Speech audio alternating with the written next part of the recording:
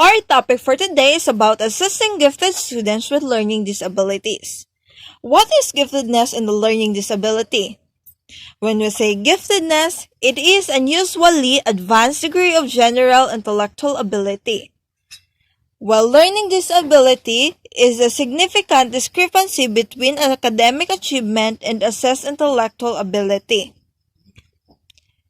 Is it possible that a child can be both gifted and learning disabled? Yes, it is, and they are called as twice exceptional. Twice exceptional learners have characteristics of gifted students with potential for high performance, along with characteristics of students with disabilities who struggles with many aspects of learning.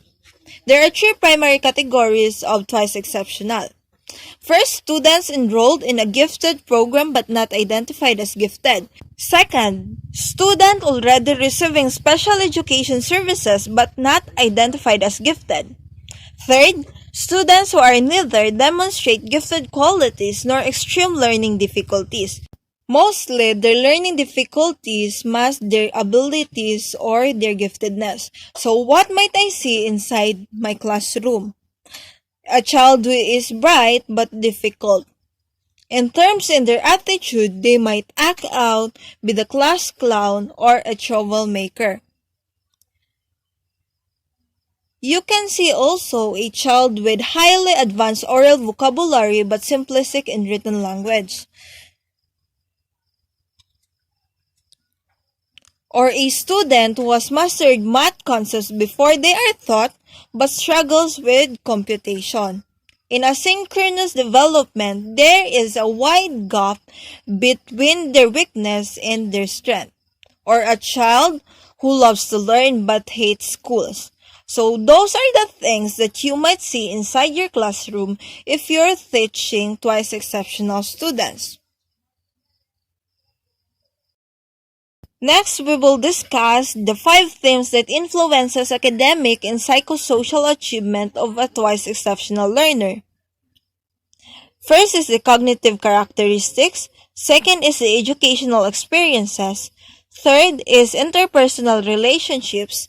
Fourth, interpersonal understanding. 5 is the self-actualization. First, let's talk about what is cognitive characteristics. When we say cognitive characteristics, their cognitive development may be out of sync with their physical, social, and emotional development. Executive functioning deficits make it difficult for the students to plan, prioritize, and organize. Most of the students may prefer unstructured problems and dislike the structure that many teachers impose. Teachers should encourage creativity and independent thinking. Next, we have the educational experiences. Twice exceptional learners may continue to be at risk due to instructors lacking understanding of the learner's unique characteristics or needs. Focusing on the negatives, like behavior and skill level, may result in the increase of defiant behavior and poor grades. It is best to use positive, such as praise or encouragement approaches to help develop compensatory skills.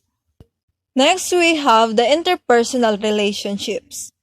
Twice exceptional learners cannot develop positive relationships unless they have an opportunity to bond with peers of similar ability.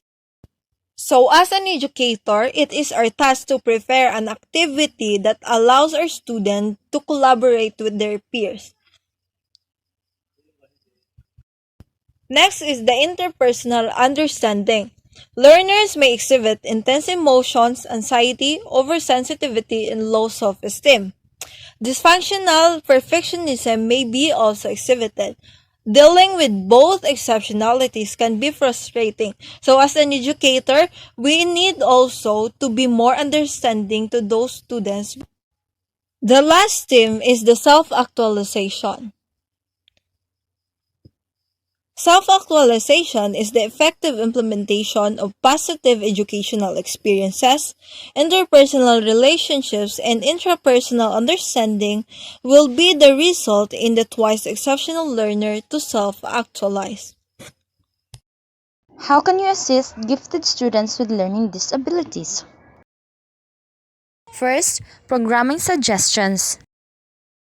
Encourage students to use strategies that compensate for areas of need while experiencing challenging tasks in their areas of strength. Encourage the students to try until they find the strategy where they can achieve their goals. Teach specific learning strategies to overcome weaknesses. Each students have weaknesses. In this case, as a future educator, encourage students to make their weaknesses as their strengths. Teach the way they learn. Try different methods until you can find the one that fits. Some students prefer learning in writing and some are in visualizing.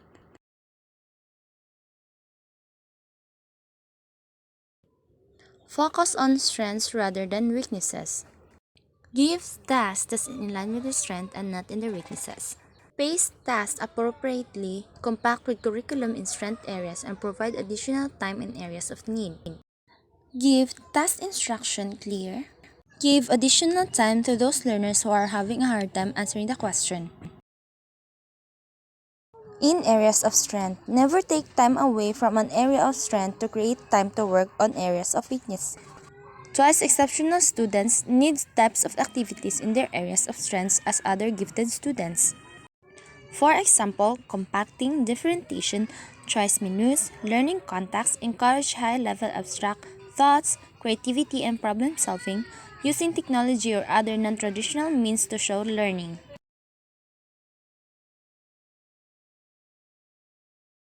In areas of need, teach whatever compensatory strategies are needed to achieve success. Give students some strategies on how they can achieve their success. For example, do good so that they can success. Learning tasks should never be so easy that the students will succeed without effort.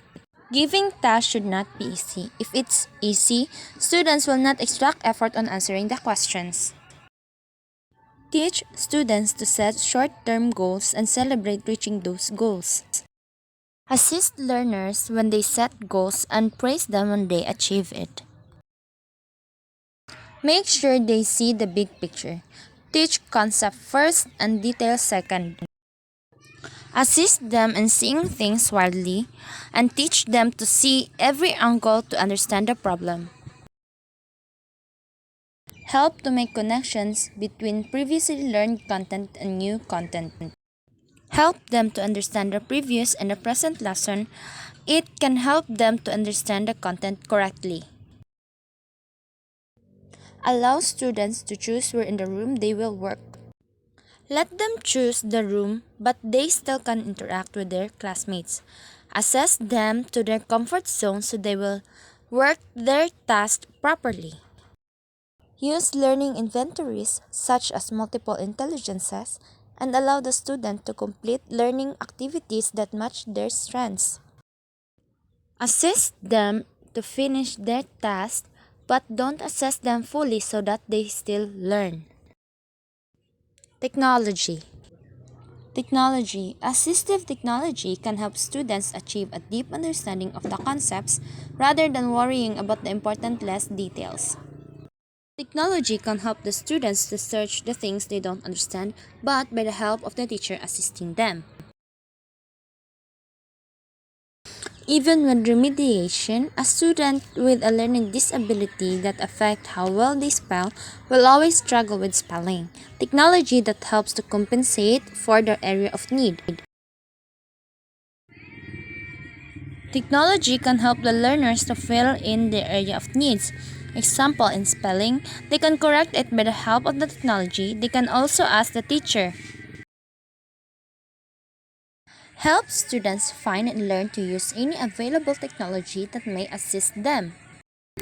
Assist students on how to use the technology, if only needed, and if the facility has one. For examples, word prediction software, speech to text software, graphic organizer programs. To sum all up, twice exceptional learners are unique, and that uniqueness is not hard to accept. Each of the students have their own flaws and uniqueness that are different to others. Twice exceptional learner might be struggling in the aspect of learning but they still cope up. They need assistance in things they do, guide them to do the right thing. They may have weakness and as the instructor, assess them to make their weaknesses as their strength in participating in class. Teaching twice exceptional learners need patience to deal with them in terms in learning and in playing.